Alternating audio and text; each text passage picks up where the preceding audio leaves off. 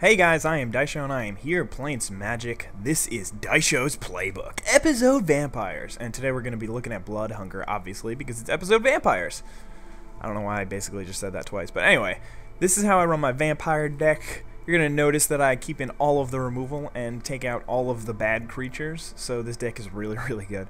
Anyway, let's just get right into it. Blade of the Blood Chief. Whenever a creature dies, put a +1/+1 counter on equipped creature. Hey, that's an amazing card. Wait, what? Why is there more writing on this? If equipped creature is a vampire, put 2 +1/+1 counters on. Are you joking? This is one of the best cards in it. When you're playing against this deck and like it's middle of the game and you're like, all right, maybe I got a chance at this game. Then all of a sudden they're like Blade of the Blood Chief. You're just saying, no, no, game over. This card is amazing. It's just absolutely amazing. Quag Vampires. Not bad. Normally, I mean, I used to have him in just as a just a 1/1 for 1, really. Every once in a while, you'll play him for more. But what's really nice about this card is it has Swamp Walk, which became more and more valuable as they added more and more decks. Because the first time they added another mono black and then another mono black, so this card just kind of wrecks the other 2 mono blacks, which are really good decks too. So it's pretty awesome. And I mean, like, late game and you have 9 mana, alright, so you got a 5/5, whatever. It's 9 mana for a 5/5 with Swamp Walk, but it's useful. Vampire Bite I really like. I know a lot of people don't run it, but it's so useful in certain situations, and again, it's adaptable. That's what I really like. I know I've used this term before, probably explaining the same card, but it's got the kicker cost, so if you want lifelink on some strong creature, then that's what you're going to get. You're just going to get some lifelink, so it's pretty useful, but target creature gets +3/+0, and they gain lifelink if you kick it, so you can just block with the Child of Night, gain 5 life, and kill, like, some random gigantic creature, so it's useful. Bloodghast is amazing. He can't block, which is meh, whatever. He has haste if they have 10 or less life, but what's amazing about him is that you can bring him back when you landfall. So that just basically means that this guy doesn't go away. So he basically swings in for 2 forever, or they have to waste a card to kill it, and then you can go get it back. Child of Night's pretty cool. It's a 2/1 lifelink for 2. People love chump blocking this with like Ace or whatever. It'll kill. I mean, chances are your Child of Night isn't going to win you any games, but what it is going to do is going to act as like another kill card for a low-cost creature because they're going to be so happy to block with it. It'll gain you 2 life, but it's still pretty, I mean, it's pretty decent. I like the Child of Night. It's not a bad card. Feast of Blood is pretty cool. It kills any creature on the entire board. Just destroy target creature, which very few cards do. Most cards are like, destroy target non-black creature, destroy target non-artifact creature. This guy kills everyone, and you gain 4 life. All you have to do is have 2 vampires. So that means that it's not really a 2-drop. I mean, it is a 2-drop later on in the game, but you have to get some other vampires out there. So you can't play it until at least turn 3.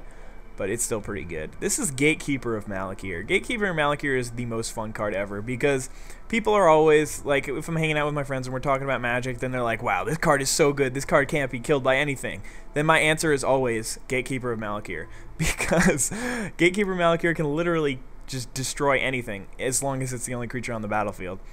Because once you're always going to kick it for 3, so you basically, it's just 3 cost for a 2/2, which is okay, whatever. It's a vampire, it's nice, and they also have to sacrifice a creature. So it could go from really, really useful when they only have like some amazing creature on the battlefield to really, really not useful when they just played Conqueror's Pledge last turn.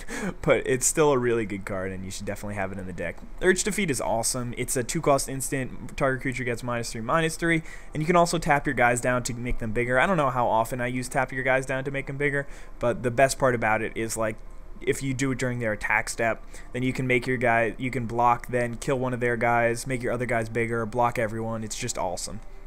It's so tricky, and I love it.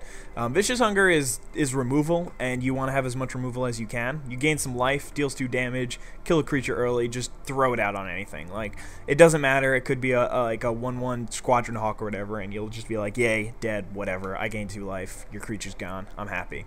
Bloodhusk Ritualist is pretty cool. It's one of the new additions, and it just makes them discard a lot of cards. So if you play it like turn 6 or whatever, then you're just really, really happy because they don't have any more cards in hand, and that's usually beneficial to you. If they have a cancel in hand, then they have to use it on this card because chances are you're going to make them discard it anyway, so they're just going to use it, so it at least absorbs the cancel, so it's not bad. Captivating Vampire is awesome, especially late game. If you got 5 Vamps on the field, then it's basically game over, unless they draw an arrest or whatever.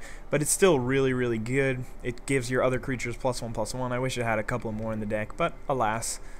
Vampire Aristocrat's not bad. For a while I didn't like him, but then I realized how awesome he is. If they ever use, like, I don't know, if they use Vicious Hunger on one of your creatures, then you can just sacrifice it. They don't gain the life. If any of your creatures are about to die, or like let's say the new zombie deck plays that 5-cost destroy target creature, then you can just sacrifice that creature, since you can sacrifice any of your creatures, and then they don't get to go get their card back, so then they kind of just wasted that. But I don't know, it's a really good card. It's usually really useful. In combination with Blade of the Bloodchief, it's crazy, because all you have to do is equip it up with Blade of the Bloodchief, and then just swing in, and if they don't block it, then it's pretty much game over. So that's really awesome. Vampire Nighthawk is my favorite. It is a 3-drop Flying Death Touch lifelink. It's just awesome. You guys have seen it. It's just the best. Bard in Blood I wasn't running for a while, but what I really like about it is that you get to choose when you want to do it. So sometimes it's going to be beneficial for you to for everyone to sacrifice to, sometimes it's not. But occasionally you're just going to like draw it in your opening hand, have enough land to play it, so then you just hold on, slow down. Then once you hit land drop 4, it's basically like a damnation, and then you're just good to go because you got card advantage. So it's pretty cool. I like that. Mirror the Cursed is a pretty nice creature. It's a 4-drop flying first strike haste, and whenever it deals combat damage, you get a +1/+1 counter on it. So you really gotta make sure you realize that. So if somebody has 2 power, then they won't die. Then Mirror won't die, I mean, because it'll do damage in first strike, get the +1/+1 counter, and then it will survive. So that's pretty cool. Sangromancer is great. Lets you gain a lot of life, and it's a 4-cost 3/3 flyer. Vampire Nocturnus, awesome card. I love this card. It basically wins you the game when you have it. Your vampires get +2/+1.5 flying, as long as the top card is not a swamp or Blade of the Bloodchief, pretty much, since all your cards are black. So if all your creatures get +2/+1 in flying, and you have like 3 creatures out, then that's pretty much just game over no matter what. Vampire Outcast is one of those cards where I always flip-flop, but what I realize is that it's a good creature, and it could help you out in a lot of situations. There's so many situations where the other person's like, wow, I could have won this game had it not been for Vampire Outcast, so that's why it's in there. But the reason why I don't really like it sometimes is a situation where I draw it off the top. I don't even have any creatures on the battlefield, and it's just a 2/2 lifelink for 4, and it's barely even better than a Child of Night. So I don't love it, but it's still in there because it's better than everything else, I think, and it's a pretty good card either way. Anyway, Drana's amazing. 5-cost 4/4 flyer. There's so many situations where it's just like, okay, he played Drana, GG, let's just quit out. Spread the Sickness is interesting. I mean, it's got Proliferate, which is interesting, but it doesn't help that much. It only helps in very few situations, especially since I took most of the Bloodthirst out. But either way, it's just destroy target creature, and that's why it's in there. I'm pretty confident that I can make it till land drop 5, and it's really nice to just draw another destroy target creature. Corrupt is amazing. You always draw it at the right time. You always win games with it. It's just so good. I don't even have to talk about it. And then there's Skeletal Vampire, who is Batman, and he basically wins games. Also, because once he gets out on the field, then you can just keep making bats. He gets hurt by Incinerate a lot, and he gets hurt by Pyroclasm, but otherwise he usually doesn't die ever, because you can just regenerate him forever pretty much. Anyway, that's it for all the cards in the deck. Now let's go to the ones out. Tormented Soul is a spirit, and it is not a vampire, therefore it is not on the deck. It's put in the deck because they want to allow you to activate Bloodthirst, but as you guys saw, I took out all the Bloodthirst cards except for these guys, so not really too important. Demon's Horn, standard, don't run the life gain artifacts. Dusk Hunter Bat is a bat, and it's not a vampire. So it works for Sir Batman, Skeletal Vampire, and you can actually use him to sacrifice. But in general, I don't really want a 2/2 for 2. I mean, 2/2 for 2 flyer, maybe I would run, but since so often it's just a 1/1, it's really definitely not worth it for me. Ruthless Coldblade I ran for a while, but the truth of the matter is it's just a bad creature. And the only reason I was running it was to balance out my mana curve, because I was always having too many 3-drops and not enough 2-drops, because the only 2-drop creatures are these 3 guys right here. Obviously, Gatekeeper is really a 3-drop creature, so That's why I had it. That's why I had it in for a while. But it's just not a good creature, so I didn't like it, so I took it out. Brony Vampire, I'm never happy to see. Like whenever I see somebody play it against me, I'm just like, okay, whatever. I don't care. It's just a 3/2 for 3. You can do better than that. And then same goes with Blood Rage Vampire. Even if you do get Bloodthirst, it's a 4/2 for 3. So it's not bad, but it still gets killed by Ace. So I don't know. Sengir Vampire is really a pretty decent card. He's just like basically like a 5 cost 4/4 flyer that if you chump block it, it's really bad. I mean, it's bad for you, so he's pretty good, but I don't know. I don't feel like this deck needs any other big creatures. It has all the big creatures it needs in, like, Nocturnus and Drana and Batman and Corrupts and stuff, so it usually works out pretty well without it. Stalking Bloodsucker probably isn't such a bad card because you can pretty much just kill them pretty quickly. Like, the turn after you play it, if you have a few cards left in hand, then you could be swinging in for, like, 8 or 10 flying, so that's pretty cool, but it's just too much discard, discard, discard, discard, especially with all the go for the throats running around in the format right now. It's not worth it. Butcher of Malakir is kind of interesting because I do like this card. Even though it's a 7-drop, it's still really useful. Whenever you play it, it's pretty much game over for them. But sometimes you won't be able to play it since it's a 7-drop. And when you're playing against Realm, which is one of the other best decks in the game, and they use Bribery, it really, really sucks for you. So, I mean, that's just like the last kind of thing that pushes it over the edge. I was like on the edge, maybe I should run it, maybe I shouldn't run it, I don't know. But then just because of Bribery, I'm not actually going to run it. And then there's Repay in Kind, which nobody even understands why it's in this deck. I'm not even going to read it for you. So, let's just jump right into a game here. Hopefully I'll be able to get one right away. Come on, let me join, let me join, let me join. Yes, okay. And we're going to be playing some vampires. I should be fine. Vampires usually just trounce over whatever opponent I'm playing. I did beat, you guys saw I beat vampires with Cloudburst. I guess it's going to be the other day, even though it was yesterday for me. But it was probably a few gameplays ago. But anyway, let's get this going. I love this hand. I really do. Especially since he goes first, I get to draw. I'll probably get the land by land drop 3. And I got Nighthawk and Captivating Vampire plus removal. Plus he's playing Swamp. Oh god, he's playing the same deck as me.